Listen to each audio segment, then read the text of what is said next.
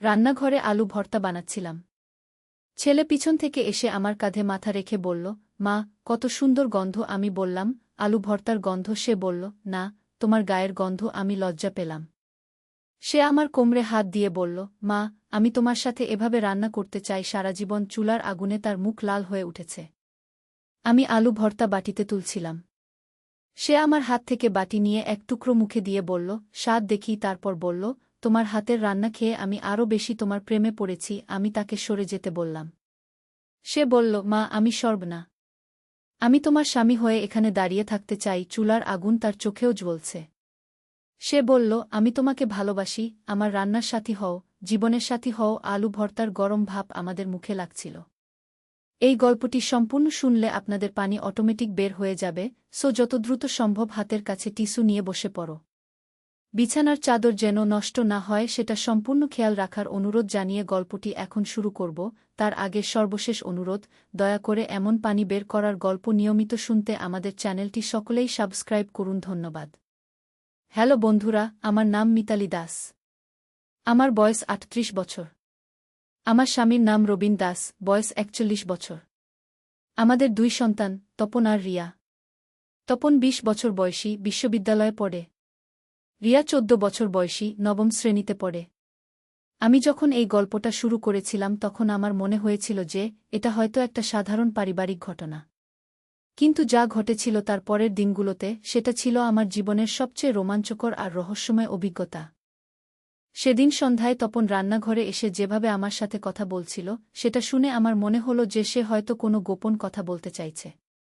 আমি ভাবছিলাম সে হয়তো কোনো মেয়ের কথা বলবে। কিন্তু যা ঘটল তার পরে সেটা ছিল একেবারেই আলাদা। তপন আমাকে বলল, মা, আমি তোমার সাথে একটা গুরুত্বপূর্ণ কথা বলতে চাই। তুমি কি জানো আমাদের বাড়ির পিছনের সেই পুরাতন কুজোটার কথা? আমি অবাক হয়ে বললাম, কুজোটার কি হয়েছে? সে বলল, সেখানে আমি একটা অদ্ভুত জিনিস খুঁজে পেয়েছি। আমার মনে পড়ল, আমাদের বাড়ির পিছনে একটা পুরাতন কুজো আছে যেটা বহু বছর ধরে বন্ধ রয়েছে। দাদুর আমলে সেটা ব্যবহার হতো। কিন্তু এখন সেটা আগাছায় ভরে গেছে। তপন বলল, মা, গতকাল যখন আমি সেখানে গিয়েছিলাম বল খুঁজতে, তখন দেখলাম কুজোর পাশে মাটি খোঁড়া হয়েছে। আর সেখান থেকে একটা পুরাতন সিন্দুক বের হয়েছে। আমি ভয় পেয়ে গেলাম। বললাম, তুমি সেটা ছুঁয়েছ? সে বলল, হ্যাঁ মা, সিন্দুকটা খুলে দেখেছি। ভেতরে অনেক পুরাতন কাগজপত্র আর একটা ডায়েরি আছে। আমার হৃদযন্ত্র দ্রুত স্পন্দিত হতে লাগল। আমি বললাম, সেই কাগজপত্রে কি লেখা আছে? তপন বলল, মা, সেই ডায়েরিতে আমাদের পরিবারের অনেক পুরাতন রহস্যের কথা লেখা আছে। দাদুর জমানার কথা। আর একটা গুপ্তধনের কথাও উল্লেখ আছে। আমি আর দাঁড়িয়ে থাকতে পারলাম না। বললাম, চল এখনই গিয়ে দেখি। তপন আমাকে নিয়ে গেল বাড়ির পিছনের দিকে। সত্যি সত্যি সেখানে একটা পুরাতন কাঠের সিন্দুক পড়ে আছে। সিন্দুকের উপরে খোদাই করা আছে আমাদের পারিবারিক নাম। আমি সিন্দুকটা খুলে দেখলাম। ভেতরে সত্যিই অনেক পুরাতন কাগজপত্র আর একটা হাতে লেখা ডায়েরি। ডায়েরিটা খুলে প্রথম পাতায় দেখলাম আমার দাদুর নাম লেখা। তারিখ দেখলাম ১৯৪৫ সালের। আমি পড়তে শুরু করলাম। প্রথম পাতায় লেখা ছিল, আমি রামকিশোর দাস আমার নাতিনাতনীদের জন্য এই ডায়েরিটা লিখে রেখে যাচ্ছি। আমাদের পরিবারে একটা গুরুত্বপূর্ণ গোপনীয়তা আছে যেটা কেবল বংশের লোকেরাই জানতে পারবে। তপন আমার পাশে দাঁড়িয়ে আছে। আমরা দুজনেই ডায়েরিটা পড়ছি। পরের পাতায় লেখা ছিল, আমাদের বাড়ির নিচে একটা গুপ্ত সুড়ঙ্গ আছে। সেই সুড়ঙ্গের মাধ্যমে অনেক দূরের একটা গুহায় যাওয়া যায়। সেই গুহাতে আমাদের পূর্বপুরুষদের রেখে যাওয়া অমূল্য সম্পদ লুকিয়ে আছে। আমি রোমাঞ্চিত হয়ে গেলাম। এরকম কিছু আমি কখনো ভাবিনি। তপন বলল, মা, আমাদের কি সেই সুড়ঙ্গটা খুঁজে বের করা উচিত? আমি বললাম, আগে পুরো ডায়েরিটা পড়ি, তারপর সিদ্ধান্ত নেব। আমরা ডায়েরিটা বাড়িতে নিয়ে এলাম। সন্ধ্যায় রবিন অফিস থেকে ফিরে এলে আমি তাকে সব কথা বললাম। রবিন প্রথমে বিশ্বাস করতে পারল না। কিন্তু ডায়েরিটা দেখিয়ে বোঝানোর পর সে রাজি হল। পরের দিন আমরা ৩ জন মিলে ডায়েরিটা ভালো করে পড়লাম। সেখানে লেখা ছিল যে সুড়ঙ্গের প্রবেশদ্বার আছে আমাদের বাড়ির বসার ঘরের নিচে। একটা বিশেষ পাথরের টাইলস আছে যেটা চাপ দিলে সরে যায়। আমরা বসার ঘরের মেঝের দিকে তাকালাম। সত্যি সত্যি একটা আলাদা রঙের পাথরের টাইলস চোখে পড়ল।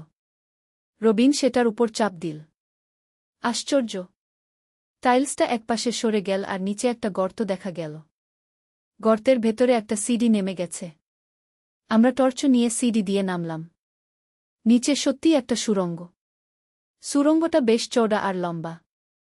আমরা হাঁটতে হাঁটতে প্রায় আধ ঘন্টা পর একটা বিশাল গুহার মধ্যে পৌঁছলাম। গুহাটা অসাধারণ সুন্দর। চারদিকে প্রাকৃতিক পাথরের গঠন। আর মাঝখানে একটা ছোট হ্রদ। হ্রদের পানি একদম স্বচ্ছ। আর সবচেয়ে বড় কথা হল, এই পুরো অভিজ্ঞতা আমাদের শিখিয়েছে যে পারিবারিক ঐক্য কত গুরুত্বপূর্ণ। যখন একটা পরিবার একসাথে কোনো লক্ষ্যের দিকে এগিয়ে যায়, তখন অসম্ভব কিছুই থাকে না। রবিন এখন আমাদের স্কুলের চেয়ারম্যান। তপন গবেষণা বিভাগে কাজ করছে। রিয়া স্কুলের সেরা ছাত্রী। আর আমি স্কুলের প্রিন্সিপাল হিসেবে কাজ করছি। আমাদের পরিবারের প্রত্যেকেই এই প্রকল্পের সাথে জড়িত। গত মাসে আমাদের এই আবিষ্কার নিয়ে একটা তথ্যচিত্র তৈরি হয়েছে। সেটা আন্তর্জাতিক ফিল্ম ফেস্টিভ্যালে পুরস্কার পেয়েছে। আমাদের এই ছোট্ট এলাকা এখন বিশ্বমানচিত্রে একটা গুরুত্বপূর্ণ স্থান দখল করেছে।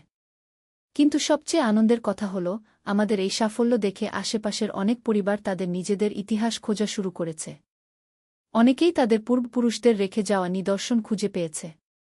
গত বছর আমাদের পাশের গ্রামের একটা পরিবার তাদের বাড়ির আটিকে পেয়েছে ৩০০ বছরের পুরাতন তামার পাত্র আর পাণ্ডুলিপি। তারাও সেগুলো সংরক্ষণ করে একটা জাদুঘর তৈরি করেছে। আরেকটা পরিবার তাদের পুকুরের তলায় পেয়েছে প্রাচীন ভাস্কর্য। এভাবে আস্তে আস্তে আমাদের পুরো এলাকাটাই একটা প্রত্নতাত্ত্বিক কেন্দ্র হয়ে উঠেছে।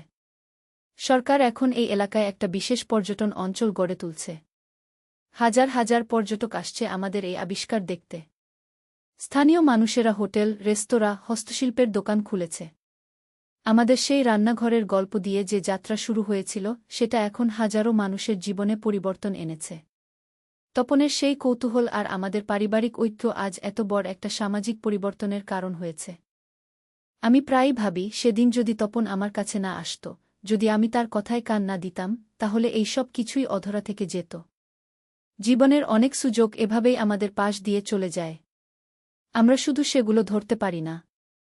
আমাদের এই অভিজ্ঞতা আমাদের শিখিয়েছে যে সন্তানদের কথা মনোযোগ দিয়ে শোনা কত জরুরি। তারা যা বলে তাকে ছোট করে না দেখে বরং তাদের কৌতূহলকে উৎসাহিত করা উচিত। রিয়া এখন আমাদের পারিবারিক ইতিহাস নিয়ে একটা গবেষণা প্রকল্প করছে। সে আমাদের বংশের আরও পিছনের দিকের ইতিহাস খোঁজার চেষ্টা করছে।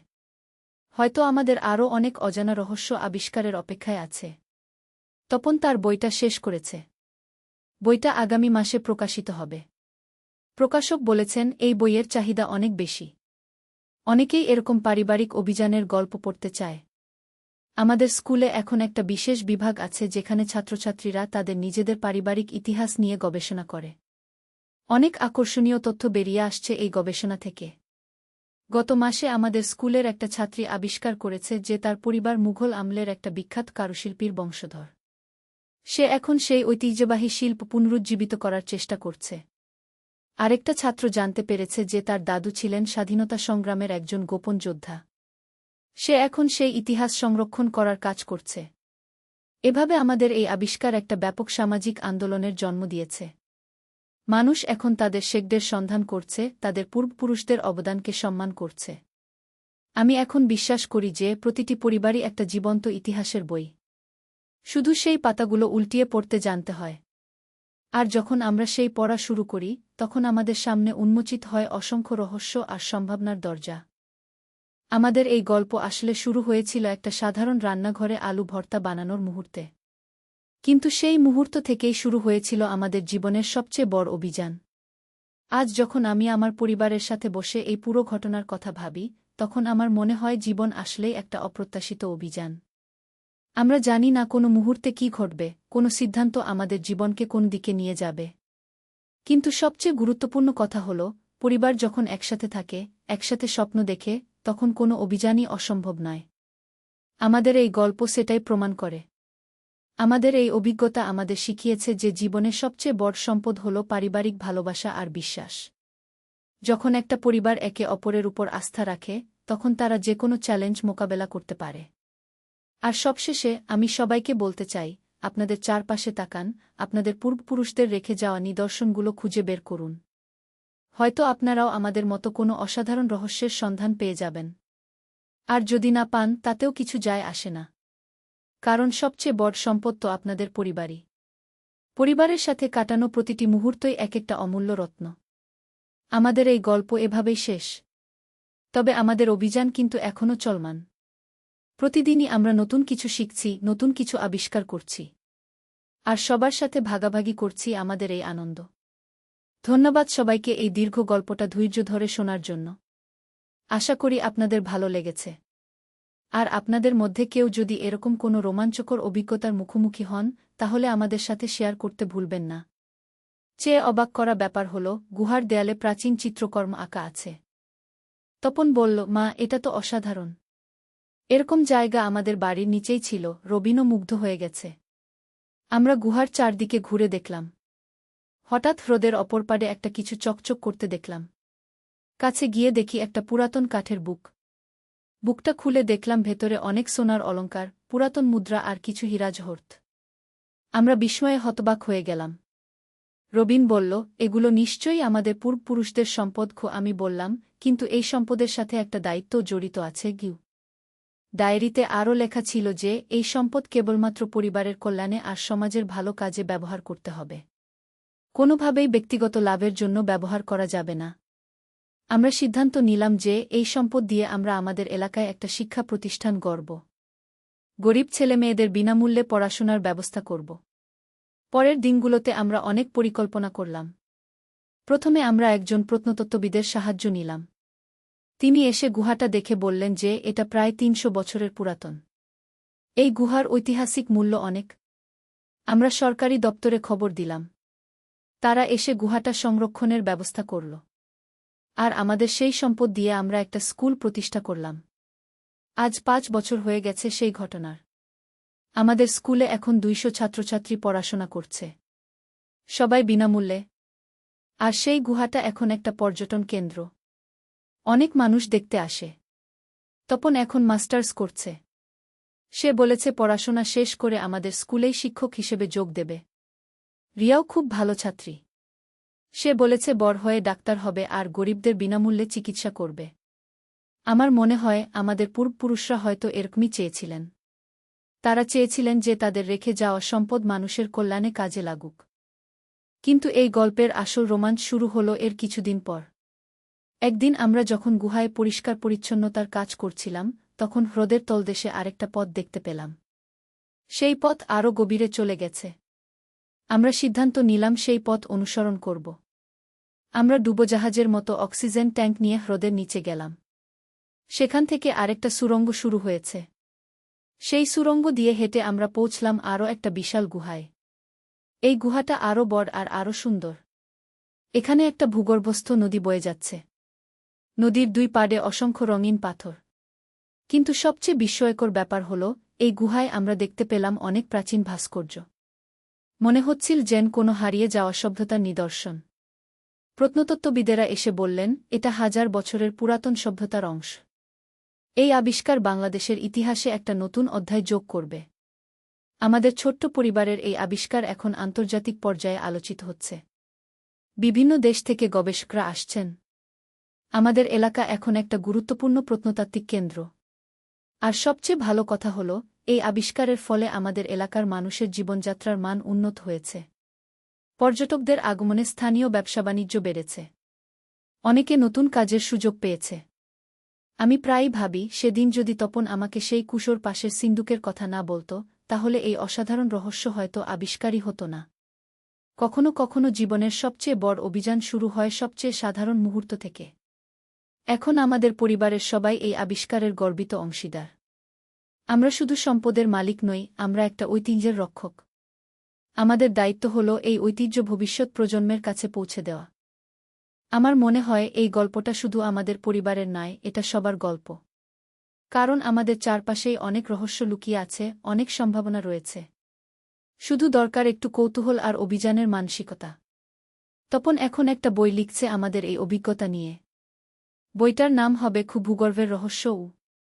আমি নিশ্চিত এই বই অনেক মানুষকে অনুপ্রাণিত করবে তাদের নিজেদের পারিবারিক ইতিহাস খোঁজার জন্য।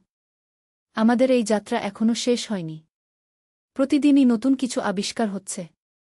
কখনো নতুন প্রাচীন লেখা, কখনো অজানা কোনো প্রাণীর ফসিল, কখনো বা ১০০০ বছরের পুরাতন কোনো উপকরণ। আমি এখন বুঝতে পারি জীবনের সবচেয়ে বড় রোমাঞ্চ হল অজানাকে জানা। আর পরিবার যখন একসাথে এই অজানা যোগতে পা বাড়ায়, তখন সেই অভিজ্ঞতা হয়ে ওঠে আজীবনের স্মৃতি। আজকের দিনে যখন আমি আমার পরিবারের সাথে বসে এই গল্প শোনাচ্ছি, তখন আমার মনে হয় আমরা কতটা ভাগ্যবান। আমাদের এই সাধারণ জীবনে এত অসাধারণ অভিজ্ঞতা এসেছে। আর সবচেয়ে ভালো কথা হল, এই পুরো যাত্রায় আমাদের পরিবারের বন্ধন আরও মজবুত হয়েছে। আমরা একসাথে স্বপ্ন দেখি, একসাথে কাজ করি, একসাথে সফলতার আনন্দ উপভোগ করি। আমাদের এই গল্প হয়তো অনেকের কাছে অবিশ্বাস্য মনে হবে, কিন্তু আমি জানি জীবনে এরকম অনেক অবিশ্বাস্য ঘটনা ঘটে। শুধু আমাদের চোখ খোলা রাখতে হয়, মন খোলা রাখতে হয় নতুন সম্ভাবনার জন্য। আমার বিশ্বাস প্রতিটি পরিবারেই এরকম কোনো না কোনো রহস্য লুকিয়ে আছে। হয়তো সেটা এত বড় নাও হতে পারে, কিন্তু প্রতিটি পরিবারের নিজস্ব একটা ইতিহাস আছে, একটা ঐতিহ্য আছে। আমি সবাইকে বলবো, আপনাদের পূর্বপুরুষদের সম্পর্কে জানুন। তাদের রেখে যাওয়া কোনো কিছু আছে কিনা খোঁজ করুন। হয়তো আপনারাও এমন কোনো অসাধারণ রহস্যের সন্ধান পেয়ে যাবেন। আমাদের এই গল্প এখানেই শেষ, তবে আমাদের অভিযান এখনও চলমান। প্রতিদিনই আমরা নতুন কিছু শিখছি, নতুন কিছু আবিষ্কার করছি। আর সবচেয়ে বড় কথা, আমরা আমাদের পূর্বপুরুষদের স্বপ্ন বাস্তবায়ন করতে পেরেছি। তাদের রেখে যাওয়া সম্পদ দিয়ে আমরা সমাজের কল্যাণ করতে পারছি। আমাদের প্রতিষ্ঠিত স্কুল থেকে এ পর্যন্ত অনেক ছাত্রছাত্রী পাস করেছে। তারা এখন বিভিন্ন ক্ষেত্রে সফল হয়েছে। আমি গর্বিত যে আমাদের এই ছোট্ট পরিবারের আবিষ্কার এত মানুষের জীবনে ইতিবাচক প্রভাব ফেলতে পেরেছে। এই অনুভূতি টাকা পয়সার চেয়েও অনেক মূল্যবান। আর সব